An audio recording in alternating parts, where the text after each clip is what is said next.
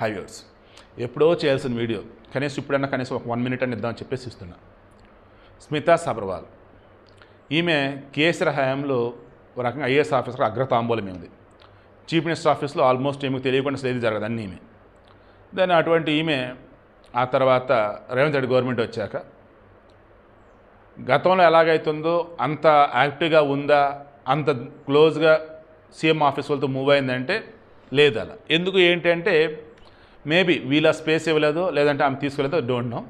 కానీ మొన్న కంచె గచ్చిబౌలి భూములకు సంబంధించి గ్రాఫిక్స్ పోస్ట్ ఏదైతే ఉందో అక్కడ మొత్తము ప్రొక్లైన్లతో తవ్వుతూ ఉంటే నెమ్మల్లో జింకలను అలల్లాడిపోతున్నాయి అన్నట్టుగా మార్ఫింగ్ ఫోటోలే అవి ఈమె షేర్ చేసింది. దాన్ని ఈమెకి నోటీసులు ఇచ్చారు. మీరు ఒక ఐఏఎస్ ఆఫీసర్ అయ్యండి, మీరు గవర్నమెంట్లో ఒక భాగం అయ్యండి, గవర్నమెంట్కి చెడ్డ పేరు తెచ్చే విధంగా మీరు ఎలా అటువంటి పోస్టులు షేర్ చేస్తారని చెప్పేసి ఆమెకు నోటీసులు ఇస్తే ఆమె ఏమని రెస్పాండ్ అయ్యారు, ఓపెన్గా పోస్ట్ పెట్టారు మరలా.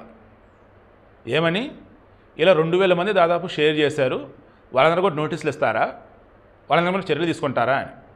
బేసిక్ ఇక్కడ ప్రభుత్వంలో భాగంగా ఉండి కీలకమైనటువంటి ఒక ఐఏఎస్ ఆఫీసర్గా ఉన్నప్పుడు ఎంత బాధ్యతంగా ఉండాలి. అటువంటిది ప్రభుత్వంలో భాగంగా ఉండి అదే ప్రభుత్వం బురదలే విధంగా ఎవడో ఏదో దిక్కుమల్ని పోస్ట్ పెడితే ఒక కలెక్టర్ అయ్యి ఉండి అటువంటి పోస్ట్ నువ్వు షేర్ చేసావనంటే ఏమని మేడం అసలు దాని అర్థం?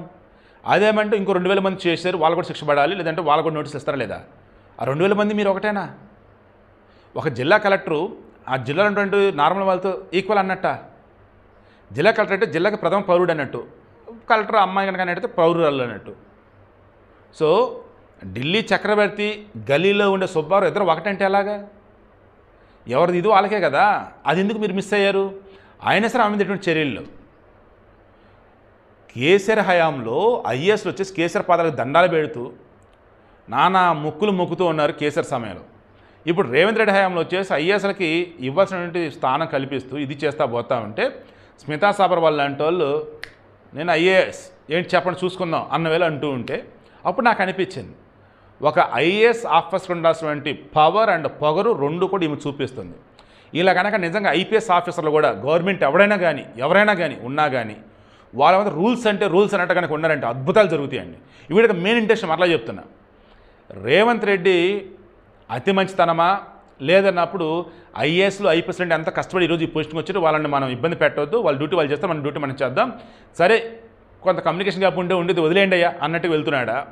లేదు కేసీఆర్ అన్నప్పుడు ఆయన వచ్చేసి రాజు దేవుడు అన్నట్టుగా ఈ కలెక్టర్లు కనిపించి రేవంత్ రెడ్డి వచ్చేసి అలా వాళ్ళకి అనిపించడం లేదా? నాకు అర్థం కావట్లేదు. మీకు అనిపించింది కింద కామెంట్లో తెలియచేయండి. బట్ రేవంత్ రెడ్డి ఫ్రీడమ్ మాత్రం సూపర్ అనమాట. ఆ ఫ్రీడమ్ వల్లనే స్మితా సబర్వాల్ కావచ్చు, మరికొంతమంది కావచ్చు ఓ రేంజ్లో ఫ్రీడమ్ని ఎంజాయ్ చేస్తూ పోతున్నారు, ప్రభుత్వంలో భాగంగా ఉంటూ మరలా అదో ప్రభుత్వం మీద నిందలు వేస్తూ.